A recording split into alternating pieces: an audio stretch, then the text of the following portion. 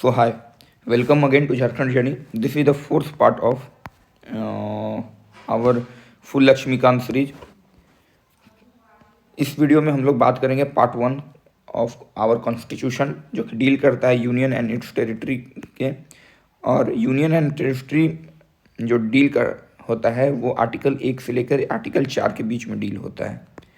तो पार्ट 1 जो है वो किससे डील करता है? यूनियन और इट्स टेरिटरी से डील करता है. और यूनियन एंड इट्स टेरिटरी में नेम वगैरह भी आते हैं. तो नेम जो है वो कौन से शेड्यूल में आता है? तो पिछले क्लास में हम लोग देखे थे कि नेम जो है शेड्यूल 1 में आता है. तो चलिए स्टार्ट करते हैं विदाउट वेस्टिंग आवर टाइम. तो आर्टिकल जो है, आर्टिकल देखते हैं. तो आर्टिकल पहले 1 स्टार्ट करते हैं. सारे आर्टिकल करेंगे जितने भी कॉन्स्टिट्यूशन में आर्टिकल हैं, 1 बाई 1.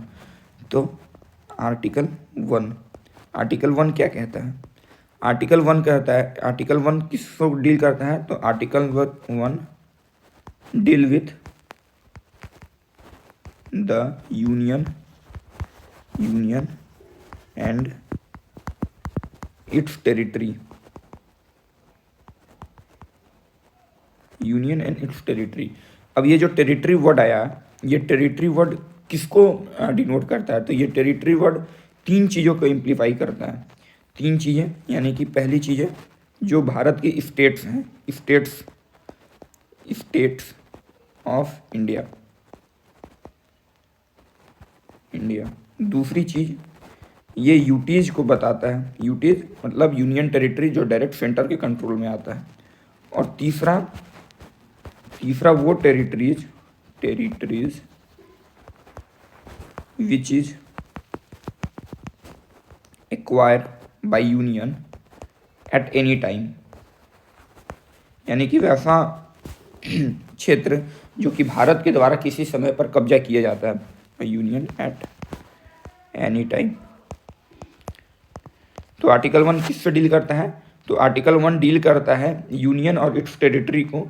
टेरिटरी का जो मतलब है, टेरिटरी का मतलब है स्टेट ऑफ इंडिया, यूटी, और territory which is acquire by union at any time. ये जो है भारत के नाम को भी डील करता है. तो भारत का नाम क्या है? तो भारत का नाम हम लोग कैसे करते हैं? आर्टिकल 1 डिस्क्राइब करता है. क्या डिस्क्राइब करता है? डिस्क्राइब करता है ये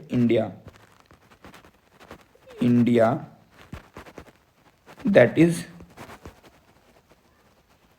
Bharat that is Bharat as a किसके जैसा? Union of state rather than federation of state, RATHT, rather than federation of state. आगे बढ़ते हुए हम लोग देखते हैं कि BR अम्बेडकर साहब जो थे वो एक फ्रेज बोलते हैं. जो फ्रेज लिखा हुआ है union of state, federation of state, दोनों का मतलब तो एक ही हो गया ना. यूनियन का भी मतलब संघ होता है और फेडरेशन का मतलब भी संघ होता है. तो अम्बेडकर साहब जो बोलते हैं कि union of state federation of state के ऊपर क्यों रखा गया है? तो वो बोलते हैं कि इसका 2 कारण है. पहला कारण है कि इंडियन फेडरेशन जो है वो एग्रीमेंट का रिजल्ट नहीं है जैसे कि अमेरिकन फेडरेशन है. यानी कि अमेरिकन फेडरेशन में क्या हुआ है कि जितने भी स्टेट हैं उन सब के बीच में एग्रीमेंट हुआ है कि हम लोग साथ में रहेंगे. तो उस तरह का किसी भी तरह का एग्रीमेंट भारत में नहीं है. तो इसका 2 कारण है कि फेडरेशन ऑफ स्टेट से ऊपर यूनियन ऑफ स्टेट रखा गया है, क्योंकि इंडियन फेडरेशन को ये इंडियन फेडरेशन जो है वो इस किसी भी एग्रीमेंट का रिजल्ट नहीं है जैसा कि एक अमेरिकन फेडरेशन है. और दूसरा कारण ये है कि यहाँ के स्टेट्स के पास ऐसा कोई अधिकार नहीं है कि जो है इस संघ को छोड़ के अलग हो जाए. ये 2 मेनली कारण था. और जो हम लोग टेरिटरी के बारे में डिस्कस किए कि टेरिटरी के अंदर क्या आता है, तो 3 चीज़ें आती हैं, वो सब चीज़ें हो गई. और जो नाम वगैरह चीज़ें हैं, नेम वगैरह चीज़ें हैं, ये तो हम लोग देखे हैं कि किस में डील होती है. ये शेड्यूल 1 से डील होती है, 1 से गवर्न होती है. अब आगे बढ़ते हुए हम लोग देखेंगे आर्टिकल 2 को. उससे पहले हम लोग देख लेते हैं एक बहुत फेमस चीज़ है जो कि बार बार एग्जाम में बहुत बार रिपीट होता है. तो एक चीज़ आप लोगों ने नोटिस किया होगा कि पेपर में एक ऑप्शन आता है, लिखा हुआ आता है कि बताइए कि नीचे दिए गए देशों में कौन सा देश है जो कि डिस्क्राइब किया हुआ है इनडिस्ट्रक्टेबल यूनियन और डिस्ट्रक्टेबल स्टेट के रूप में। तो हमारा जो इंडिया है, दो तरह के देश हैं, एक इंडिया और अमेरिका, दोनों को कंपैरिजन में लेके चलेंगे। इंडिया को क्या कहा जाता है, ये डिस्क्राइब किया जाता है as an indestructible DSTRUCTI indestructible union of state, union of destructible state,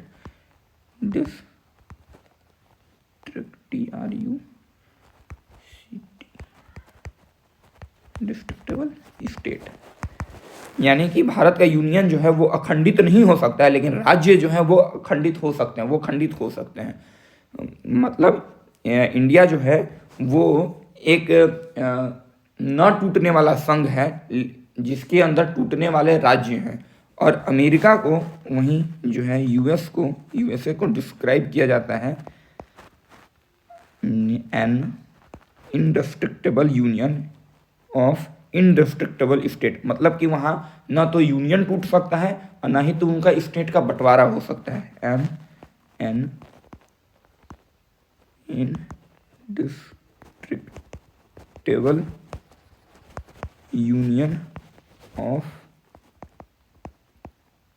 destructible states. ये हो गया हमारा आर्टिकल 1 का बात। अब moving to the next part, article 2 में हम लोग चलते हैं। ये है आर्टिकल 2। आर्टिकल 2 क्या बोलता है? आर्टिकल 2 जो है वो बोलता है कि आर्टिकल 2 इम्पावर, आर्टिकल 2 जो है हमारा वो इम्पावर करता है पार्लियामेंट को, मतलब कि सांसद को शक्ति देता है। किस चीज़ का शक्ति देता है?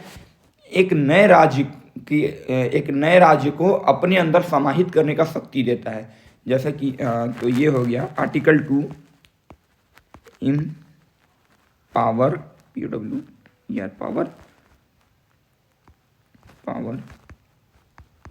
पार्लियामेंट को शक्ति देता है। Parliament to admit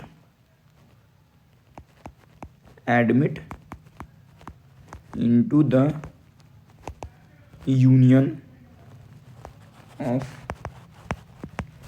India or established a new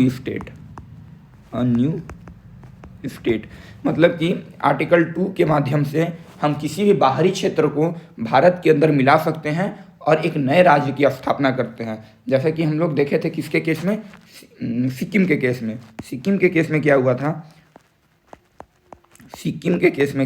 कि सिक्किम जो है, सिक्किम का हम लोग प्रोटेक्टर हुआ करते थे। सिक्किम एक अलग देश हुआ करता था। उसको जो है 35th अमेंडमेंट एक्ट से, तो उसको एक प्रोटेक्टर, पहले वो प्रोटेक्टर, जैसे कि अभी एक उसमें हम लोग देखते हैं भूटान को, तो भूटान का जो सीमा का सुरक्षा है वो भारत ही करता है। तो सिक्किम के भी केस में क्या था कि सिक्किम के केस में भारत जो था उसका ये क्या बोलते हैं, प्रोटेक्टर हुआ करता था। तो 35th अमेंडमेंट एक्ट के बाद, 35th कॉन्स्टिट्यूशनल अमेंडमेंट एक्ट के बाद हम लोग जो हैं उस प्रोटेक्टर का दर्जा हटा के उसके एसोसिएट हो गए थे। उसके एसोसिएट्स हो गए थे। भारत का वो एसोसिएट्स हो गया था, मतलब भारत का ही एक अंग हो गया था। उसके बाद नेक्स्ट अगले साल ही 36th कॉन्स्टिट्यूशनल अमेंडमेंट एक्ट लाके हम लोग उसको एसोसिएट का दर्जा हटा के उसको अपना भारत का एक फुल फ्लेज्ड राज्य बना दिए थे। फुल फ्लेज स्टेट बन गया था। तो वो ये जो काम हुआ ये उस समय, तो वो किस आर्टिकल के माध्यम से हुआ होगा? तो वो आर्टिकल 2 के माध्यम से ही हो रहा था। अगर हम लोगों को भारत में किसी अन्य देश के ज़मीन को मिलाना है, किसी अन्य क्षेत्र को मिलाना है और एक नया राज्य की स्थापना करना है, तो हम लोग आर्टिकल 2 का यूज करते हैं। वहीं आर्टिकल 3 ये पार्लियामेंट को ये इम्पावर करता है कि आप जो एग्जिस्टिंग स्टेट है उसके बाउंड्री में कुछ चेंज कर सकते हैं, उसके एरिया में कुछ चेंज करते हैं, उसके नाम में कुछ चेंज कर सकते हैं, या फिर कुछ स्टेट को अलग तोड़कर एक नया स्टेट बना सकते हैं अपने गवर्नेंस के हिसाब से, अपने एडमिनिस्ट्रेटिव के हिसाब, सहूलियत के हिसाब से। तो आर्टिकल 3 जो है, आर्टिकल 3 जो है वो इम्पावर करता है, वो पार्लियामेंट को इम्पावर करता है, इम्पावर पार्लियामेंट।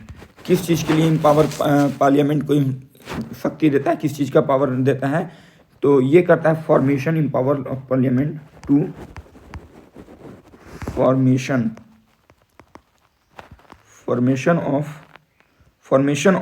फॉर्मेशन और change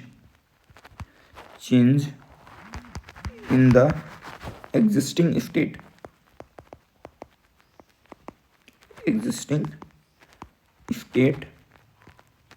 of the Union of India,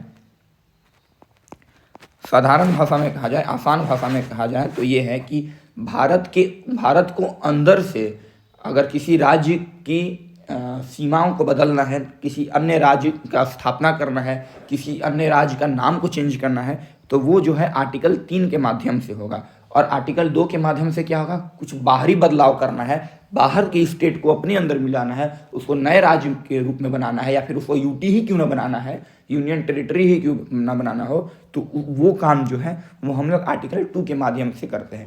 जैसे कि अभी मान लीजिए मोदी जी का मन किया कि चलो बगलगिर को अपने अंदर लपेट देते हैं, तो वो गए भूटान में, तो भूटान में जाने से पहले वो पार्लियामेंट को ये नोटिस भेजेंगे, तो आर्टिकल 2 के माध्यम से वो क्या करेंगे ना, भूटान को अपने अंदर मिला लेंगे, इंडिया को अपने अंदर मिला लिए, अब वो हो गया फुल फ्लेज राज्य, अपना वो स्टेट हो गया, इंडिया का ही स्टेट हो गया। तो ये किसके माध्यम से किया गया? आर्टिकल 2 के माध्यम से किया गया। अगर ये नहीं करना, आर्टिकल 2 नहीं रहता, तो हमें किस आर्टिकल का सहारा लेना पड़ता? हमें संशोधित करना पड़ता है। क्या? आर्टिकल 368 को संशोधित करना पड़ता है।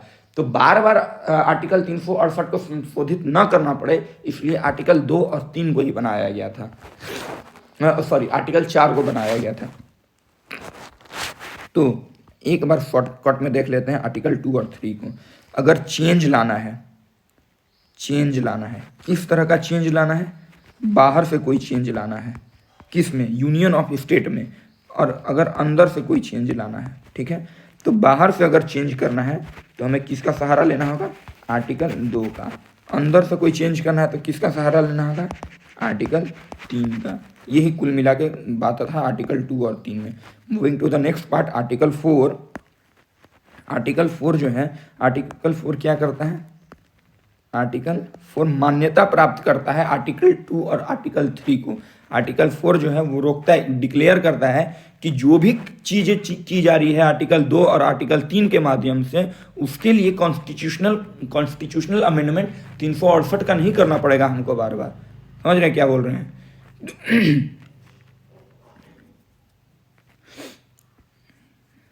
मतलब कि आर्टिकल 4 जो है, आर्टिकल 4 वो कहता है, डिक्लेयर करता है, article 4 declare that law made under article 2 और article 3 are not to be considered as amendment of constitution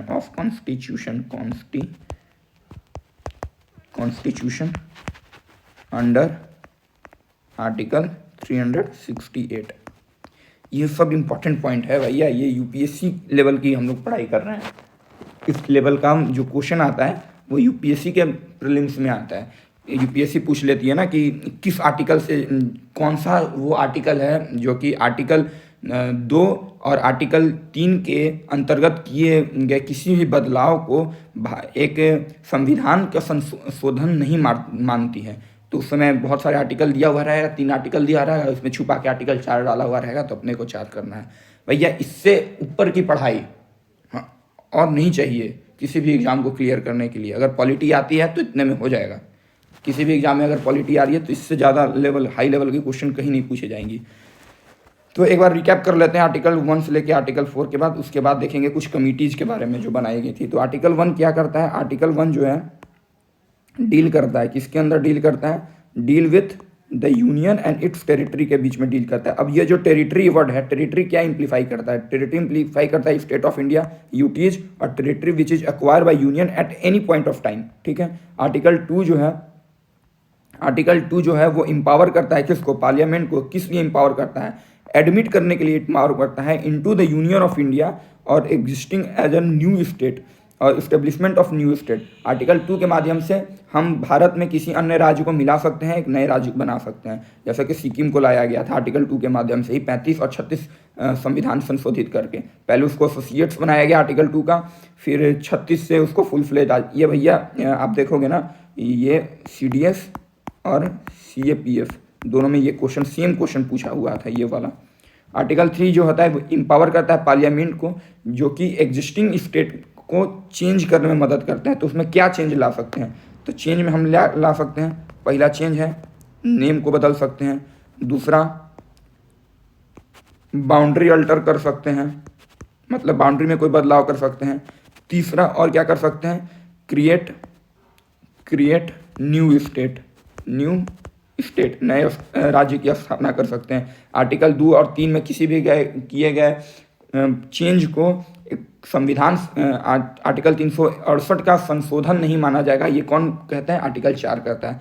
अब आते हैं हम लोग कमेटी के बारे में। कुछ कमेटी बनी थी नए राज्य की, जब स्थापनाएं हो रही थी, बहुत सारे चेंजिंग हो रहे थे बाउंड्री में, तो कुछ कमेटी बनी थी। तो कुछ क्या हुआ ना कि आज़ादी के बाद लैंग्वेज के बेसिस पे ये डिमांड उठने लगी कि लैंग्वेज के बेसिस पे भारत के राज्यों को बंटवारा होना चाहिए। तो कुछ कमेटी बनी। तो पहली कमेटी बनी थी धार कमीशन, COMMISSION, धार कमीशन। किसके नेतृत्व में? इसके धार के नेतृत्व में। इसके धार इसके क्या थे? चेयरमैन थे। इसके धार इसके चेयरमैन थे। कब बना था ये बना था आपका, क्रिएट हुआ था जून 1948 में। ये सबमिट किया था अपना रिपोर्ट। कब रिपोर्ट सबमिट किया था? ये आपका सितंबर 1948 में। रिपोर्ट में क्या दिया था? ये क्या रिपोर्ट किया था? ये रिपोर्ट दिया था कि आप जो हैं वो एडमिनिस्ट्रेशन के कन्वीनियंस के हिसाब से राज्यों का बंटवारा कर सकते हैं, लेकिन लिंग्विस्टिक जो फैक्टर है ना, उसके बेसिस पे आप बंटवारा नहीं कर सकते हैं। लिंग्विस्टिक बेसिस पे बंटवारा नहीं कर सकते। लिंग्विस्टिक फैक्टर को ये सिरे से नकार दिया गया था। उसके बाद क्या हुआ था ना कि एक नई कमेटी की स्थापना हुई, धार कमीशन हुआ। देन तुरंत बाद एक और कमेटी की स्थापना हुई जिसको हम लोग जानते हैं, बहुत ही फेमस कमेटी थी, JVP कमेटी। इसमें कांग्रेस के बड़े बड़े मेंबर थे JVP कमेटी में। जे मतलब नेहरू जी, वी मतलब पटेल जी, और एक और आदमी था जिसका नाम बहुत गुमनामी में है भाई, इसको कोई नहीं जानता। JVP कमेटी के नाम पर जवाहरलाल नेहरू और वल्लभ भाई पटेल को ही जानते हैं, लेकिन एक और नाम था, उनका नाम क्या है? पट्टावी सीतारमैया,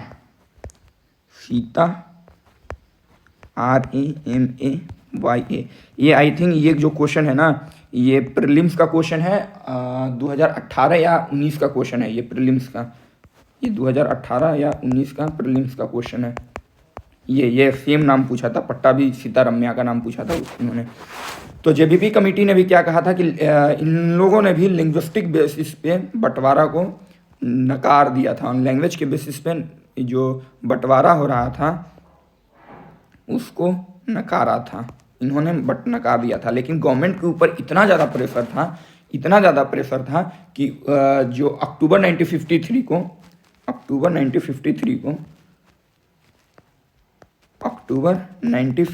को आखिरकार गवर्नमेंट को प्रेशर में आकर एक नए राज्य की स्थापना कर ही देनी पड़ी। उसका नाम था आंध्र स्टेट। आंध्र प्रदेश था ना, आंध्रा की स्थापना करनी पड़ी उनको लैंग्वेज के बेसिस पे। तो आंध्र प्रदेश फर्स्ट स्टेट है जिसका बंटवारा लैंग्वेज के बेसिस पर हुआ था।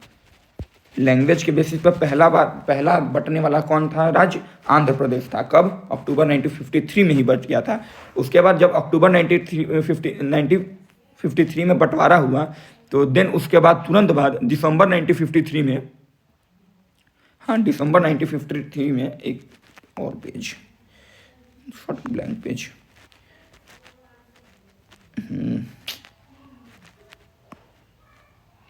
ब्लैंक पेज, जब बंटवारा हो गया तो दिसंबर 1953 में एक और आनंद फानन में एक नई कमीशन की स्थापना हुई थी जिसका नाम था फजल अली कमीशन। फजल अली कमीशन में 3 मेंबर थे। एक पहले मेंबर तो खुद फजल अली कमीशन थे, दूसरे मेंबर थे के.एम. पनिकर दूसरे मेंबर थे। तीसरे मेंबर थे एच.एन. कुंजरू, हाँ एच.एन. कुंजरू, तीसरे मेंबर थे एच.एन. कुंजरू। इन्होंने क्या कहा कि इन्होंने लैंग्वेज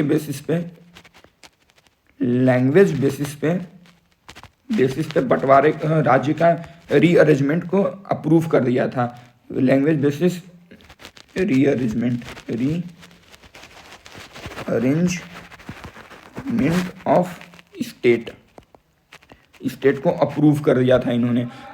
उसके बाद तो कंटिन्यू एक पर एक नए राज्यों बनने लगे। तो दिसंबर 1953 में ये आ गए थे। उसके बाद नए राज्यों की स्थापना चालू हो गई। तो डिवीजन ऑफ स्टेट अब हम पढ़ते हैं ना कि नए राज्य कौन कौन से बने थे। तो डिवीजन ऑफ स्टेट में पहला राज्य बना था कब बना था? 1963 में। महाराष्ट्र और गुजरात का निर्माण हुआ था। गुजरात और महाराष्ट्र अलग हुए थे, ठीक है। दूसरे बाद नागालैंड अलग हुआ था। कब? 1963 में नागालैंड। तीसरा जो है अलग हुआ था कब? 3 साल बाद हुआ था, यानी 1966 में हरियाणा, हिमाचल प्रदेश, चंडीगढ़, ये 3 अलग हुए थे। देन आफ्टर है ना पेज, हाँ, चौथा नंबर पर आपका आता है 1987 में कितने हुए थे? 3 हुए थे। 1987 में मिजोरम, अरुणाचल प्रदेश, आंध्र प्रदेश मत समझिएगा, अरुणाचल प्रदेश है ये। देन गोवा। 5th नंबर पे 2000 में 3 और राज्य का बंटवारा हुआ था। छत्तीसगढ़, झारखंड और एक और कौन था? उत्तराखंड, यूके। देन 6ठे नंबर पर सबसे लेटेस्ट 2014 में, ये तो आपको पता ही होगा यार, सुनो यंग होंगे आप। 2014 में कौन सा बना था? तेलंगाना किससे एक्चुअली में बना था? बताइए, किससे अलग होके बना था? तो ये उससे होके बना था जो कि पहला राज्य था जो लैंग्वेज के बेसिस पे अलग हुआ था, यानी कि अपना आंध्र प्रदेश, इससे अलग होके बना था। So that's all for today. हम लोगों ने ख़त्म कर लिया यूनियन एंड इट्स टेरिटरी। इससे यूनियन एंड टेरिटरी से अगर पॉलिटी में कोई भी क्वेश्चन किसी भी एग्जाम में आएगा ना, तो इससे ज़्यादा तो नहीं आ सकता भाई। अब इससे ज़्यादा क्या ही क्वेश्चन वो पूछ लेगा। तो आपको वैल्यू समझ में नहीं आ रही होगी भाई, यार इतना डीप में हम लोग पढ़ रहे हैं, ठीक है। तो अगर आप इस PDF को चाहते हैं तो आप प्लीज़ झारखंड जर्नी के चैनल पर जुड़ जाइए, जो टेलीग्राम पे है। अगर लिंक नहीं मिलता है तो, अगर वो नहीं मिल रहा है तो आप इस पे DM कर सकते हैं, यहाँ पे आपको लिंक प्रोवाइड करा दी जाएगी। PDF सारा चीज़, हैंड रिटन नोट्स जो भी होता है हम लोग वहीं पे शेयर करते हैं। सो नेक्स्ट में हम लोग क्या पढ़ने वाले हैं? पार्ट टू में क्या आता है? कॉन्स्टिट्यूशन, पार्लियामेंट आती है। पार्लियामेंट कहाँ से कहाँ तक आती है? कौन कौन से सेक्शन आते हैं, कौन कौन से आर्टिकल आते हैं पार्लियामेंट का? 22 वगैरह जो भी होता है ना, ये सब हम लोग पार्लियामेंट, और सिटीजनशिप पढ़ने वाले हैं। सेक्शन 2 में सिटीजनशिप आएगी। उसके बाद हम लोग फंडामेंटल राइट वगैरह देखेंगे, उसके बाद आगे बढ़ेंगे। तो दैट्स ऑल फॉर टुडे, मिलते हैं नेक्स्ट पार्ट में, तब तक के लिए बने रहिए। अगर आपको इस वीडियो से वैल्यू मिलती है तो प्लीज़ आप अपने दोस्तों के साथ शेयर कीजिए ताकि और लोगों के पास हम पहुंच सकें।